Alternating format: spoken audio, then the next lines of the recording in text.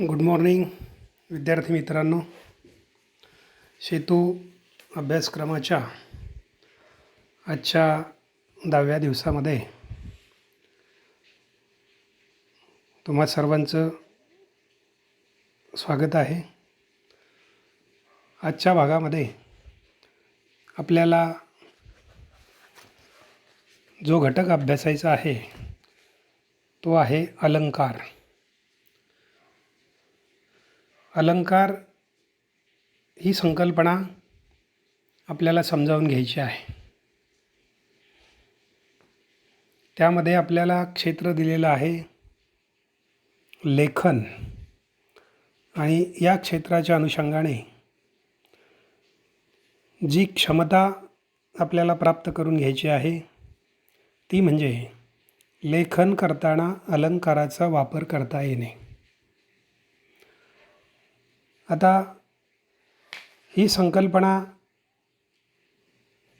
समजून घेत असताना आपल्याला बऱ्याच वेळेला अलंकारांची नावं सांगता येतात,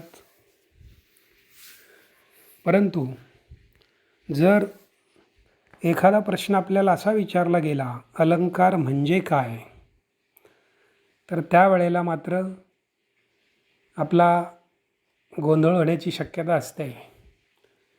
कारण मुळात अलंकार ही संकल्पना काय आहे हे जर आपण जाणून घेतलं नाही तर त्या प्रश्नाचं नीटसं उत्तर आपल्या लक्षात येत नाही किंवा आपल्याला ते सांगता येत नाही. आणि म्हणून आजच्या आपल्या या भागामध्ये आपण ही संकल्पना समजावून घेणार आहोत. तर विद्यार्थी मित्रांनो, अलंकार या शब्दाचा शब्दशः अर्थ दागिने किंवा आभूषणे असा होतो. सोने चांदी यांचे जे दागिने असतात किंवा त्याला आभूषणे असंही म्हटलं जातं, तर विशेषतः स्त्रिया हे दागिने वापरत असतात, सोन्या चांदीचे अलंकार वापरत असतात. मग हे सोन्या चांदीचे अलंकार स्त्रिया का वापरतात त्याचं कारण असं आहे की सुंदर दिसावं यासाठी ते दागिने वापरले जातात. थोडक्यात शरीराचं सौंदर्य वाढावं यासाठी ते सोन्या चांदीचे दागिने वापरले जातात. परंतु इथे आपल्याला मराठी भाषेमध्ये व्याकरणाच्या संदर्भाने जेव्हा ही संकल्पना समजावून घ्यायची त्यावेळेला मात्र जसं शरीराचं सौंदर्य वाढवण्यासाठी सोन्या चांदीचे अलंकार वापरले जातात, त्याचप्रमाणे भाषेचं सौंदर्य वाढवण्यासाठी भाषेला देखील शब्दरूपी अलंकारांनी, शब्दरूपी दागिन्यांनी सजवलं जातं. मग भाषेला शब्दरूपी दागिन्यांनी सजवायचं किंवा शब्दरूपी अलंकार भाषेला घालायचे म्हणजे काय करायचं, तर भाषेमध्ये शब्दांची वैशिष्ट्यपूर्ण रचना करायची. भाषेमध्ये शब्दांची विशिष्ट रचना केली की भाषा शोभून दिसते, तिचं सौंदर्य वाढतं.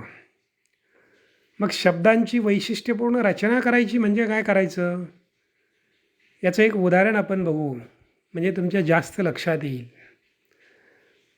बघा, समजा एखाद्या ग्रामपंचायतची निवडणूक आहे आणि त्यामध्ये समजा 2 उमेदवार निवडणुकीसाठी उभे आहेत. जास्त असतात परंतु उदाहरण म्हणून आपण 2 घेऊ. तर 2 उमेदवार निवडणुकीच्या रिंगणामध्ये आहेत. त्यापैकी पहिला जो उमेदवार आहे तो आपल्याला जास्तीत जास्त मतदान व्हावं यासाठी प्रचार करताना तो प्रत्येक मतदाराची भेट घेऊन अगदी हात जोडून नमस्कार आणि मला मत द्या अशा प्रकारच्या प्रचारामध्ये तो शब्दप्रयोग करतो आहे. नमस्कार, मला मत द्या, माझं असं असं चिन्ह आहे. अशा सरळ भाषेमध्ये तो आपला प्रचार करतो आहे किंवा मतदारांना तो सांगतो आहे. पहिला उमेदवार आणि दुसरा जो उमेदवार आहे तो प्रचार करताना मात्र त्याच्या प्रचारामध्ये त्याने प्रचारासाठी जे काही स्पीकर वगैरे लावलेले आहेत त्यामध्ये त्या स्पीकरमधून तो अनाऊन्समेंट करतो आहे आणि त्याच्यामध्ये त्या स्पीकरमध्ये अनाऊन्समेंट करत असताना त्याची वाक्यरचना आहे, ताईबाई अक्का विचार करा पक्का, माझ्या अमुक अमुक फुलीवर मारा शिक्का. मग आता इथे पहा, पहिला उमेदवार आणि दुसरा उमेदवार यांच्या प्रचार करण्याच्या पद्धतीमध्ये बदल आहे. पहिला उमेदवार प्रचार करताना सरळ साधी सोपी भाषा, सरळ वाक्यरचनेमध्ये तो मला मत द्या असं म्हणतो आहे. आणि दुसरा जो उमेदवार आहे त्याने मात्र विशिष्ट शब्दरचना करून एक प्रकारची लय त्याच्या प्रचारामध्ये आणलेली आहे. म्हणजेच त्याने आपल्या प्रचारामध्ये शब्दांची वैशिष्ट्यपूर्ण रचना केली, विशिष्ट अशी रचना केली आणि त्यामुळे त्याच्या प्रचारामध्ये एक प्रकारची गोडी निर्माण झाल्याची आपल्याला लक्षात येते. तात्पर्य याचाच अर्थ असा की भाषेमध्ये शब्दांची अशी वैशिष्ट्यपूर्ण रचना करून भाषेचं सौंदर्य वाढवणे म्हणजेच भाषेला शब्दरूपी अलंकार घालणे असा या संकल्पनेचा अर्थ आहे. मग आता जर आपल्याला अलंकार म्हणजे काय असा जर प्रश्न आपल्याला केला तर त्याचं सरळ व्याकरणाच्या भाषेमध्ये आपल्याला उत्तर असं सांगता आलं पाहिजे की भाषेचे सौंदर्य वाढवण्यासाठी भाषेमध्ये वैशिष्ट्यपूर्ण शब्दांची रचना करणे म्हणजेच भाषेचे अलंकार होय. मग या ठिकाणी आपल्या या सेतू अभ्यासक्रमामध्ये आपल्याला अजय आणि सुजय या दोन मुलांचा संवाद दिलेला आहे आणि त्या संवादामधून काही वैशिष्ट्यपूर्ण अशी रचना केलेली वाक्ये, सारखी अक्षरं, सारखे शब्द, अशी यमक जुळवणारी वाक्ये त्यांच्या संवादामध्ये आहेत. तर तुम्हाला सांगितल्याप्रमाणे वर्गाच्या ग्रुपवरती आपण ही अभ्यासक्रमाची PDF टाकलेली आहे. तर त्यामध्ये 10 आणि 11 दिवसाचं जे पान आहे त्यापैकी 10व्या दिवसाचं जे पान आहे त्या पानावरचा संवाद तुम्ही अगदी मन लावून तो वाचायचा आहे आणि त्याचं मन लावून वाचन केल्याच्या नंतर तुमच्या असं लक्षात येईल की कुठे वर अशी वाक्य आलेली आहेत. त्यावरून निश्चित तुम्हाला त्या भाषेमध्ये अलंकारिक शब्दांची रचना कशी केली जाते याचा परिचय त्या ठिकाणी होणार आहे. उदाहरणार्थ त्या संवादामधलं एक अजय जो मुलगा आहे तो सुजयला म्हणतोय, कोरोना धोत्रा भाऊ सगळ्यांनी मिळून त्याला पळवून लावू. आता या दोन्ही ओळीमध्ये शेवटी पहिल्या ओळीमध्ये भाऊ आले, पुढच्या ओळीमध्ये लव आलं आहे. म्हणजे उ ऊ ही दोन्ही अक्षरं यमक जुळवणारी सारखी आलेली आहेत. तर अशा प्रकारे कोणकोणत्या वाक्यांमध्ये अशी वैशिष्ट्यपूर्ण रचना आलेली आहे ती तुम्ही तिथं जाणून घ्यायची आहे. आणखी एक उदाहरण याचं बघा. लाजाळू, अरे वा, सुजय अजयला म्हणतो, अरे वा, लाजाळूचं झाड आज कविता करायला लागले. आता बघा, या वाक्यामध्ये सुद्धा एक वैशिष्ट्यपूर्ण रचना आहे. आता लाजाळूचं झाड ही वनस्पती आहे. कविता करण्याचं काम कवी करत असतात, लाजाळूचं झाड करत नाही. पण वर्णन मात्र तसं केलेलं आहे. म्हणजेच निश्चित याच्यामध्ये काहीतरी वेगळी अशी गंमत आहे, हे इथे दाखवलेलं आहे. आणि याच वाक्यरचनेच्या, शब्दांच्या रचनेच्या गमतीजमती समजावून घेऊन त्यातील अलंकार कोणते आहेत ते आपल्याला समजावून घ्यायचं आहे. मग हे अलंकार समजावून घेत असताना यामधल्या काही व्याख्याही आपल्याला येणं गरजेचं असतं.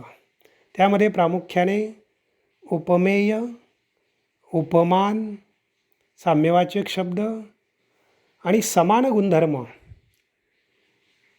या व्याकरणातल्या संकल्पना आपल्याला ज्ञात असणं गरजेचं आहे, की जेणेकरून दिलेल्या उदाहरणामध्ये, दिलेल्या वाक्यामध्ये, ओळीमध्ये कोणता अलंकार आलेला आहे ते आपल्याला पटकन समजतं. तर त्यासाठी पहिली जी संकल्पना आपण पाहणार आहोत ती आहे उपमेय. आता उपमेय कशाला म्हणायचं? खरं तर हे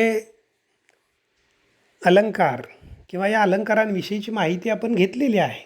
त्यामध्ये रूपक असेल, व्यतिरेक असेल, चेतन गुणोक्ती असेल, दृष्टांत असेल. 9वीच्या वर्गामध्ये असताना हा भाग सगळा आपला झालेला आहे. परंतु तुम्हाला पूर्वीच्या भागामध्ये सांगितल्याप्रमाणे सेतू अभ्यासक्रमामध्ये त्या ठिकाणी शाळा आपली प्रत्यक्षात भरू न शकल्यामुळे पुन्हा एकदा तुम्हाला या घटकाची रिव्हिजन व्हावी. काही भाग जर तुमच्याकडून त्या ठिकाणी जाणून घ्यायचा राहिलेला असेल तर त्यासाठी शासनाने एक सुवर्ण अशी संधी तुमच्यासाठी प्राप्त करून दिलेली आहे आणि त्याचा पुरेपूर फायदा तुम्ही प्रत्येकाने तो घ्यायचा आहे. खरं तर तुम्ही आणि आम्ही एकमेकांच्या समोरासमोर असणं फार महत्त्वाची गोष्ट असते. परंतु आता आपला नाईलाज आहे. कोरोनामुळे या अशा पद्धतीनेच आपल्याला जावं लागत आहे.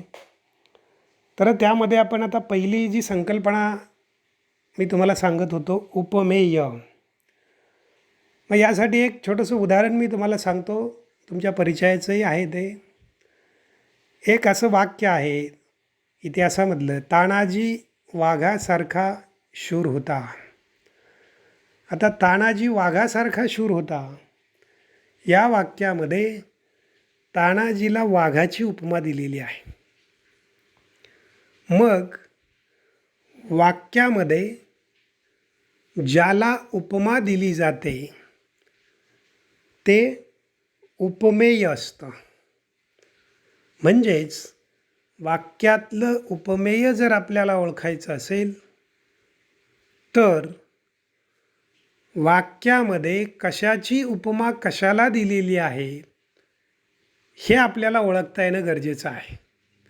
आणि म्हणून वाक्याचं वाचन जर बारकाईने आपण केलं तर वाक्यामध्ये कोणाची उपमा कोणाला दिली किंवा कशाची उपमा कशाला दिलेली आहे हे आपल्या लक्षात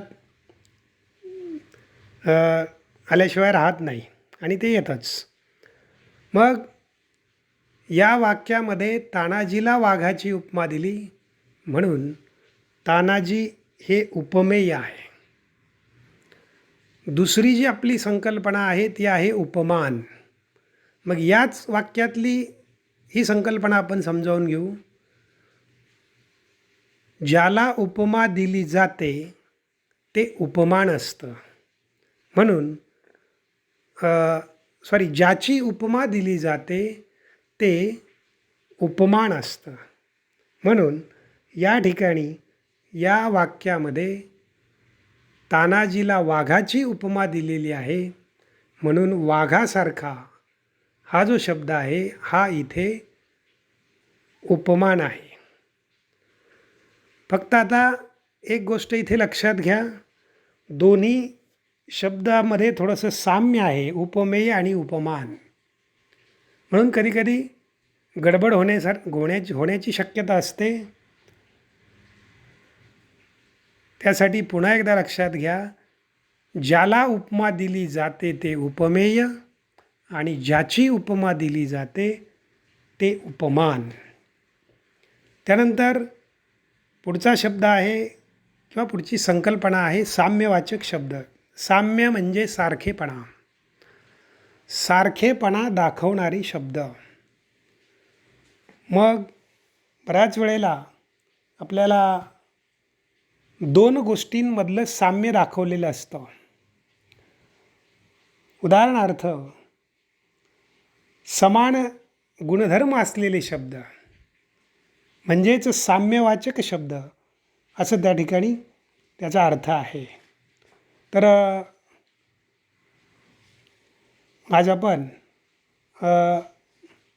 अलंकार ही संकल्पना आणि त्या संकल्पनेच्या माध्यमातून यमक जुळवणारे शब्द, त्याचबरोबर उपमेय, उपमान, साम्यवाचक शब्द यांचे संबोध जाणून घेतले. पुढच्या भागामध्ये आपण प्रत्यक्ष अलंकार आणि त्यांची उदाहरणं समजावून घेऊ. धन्यवाद.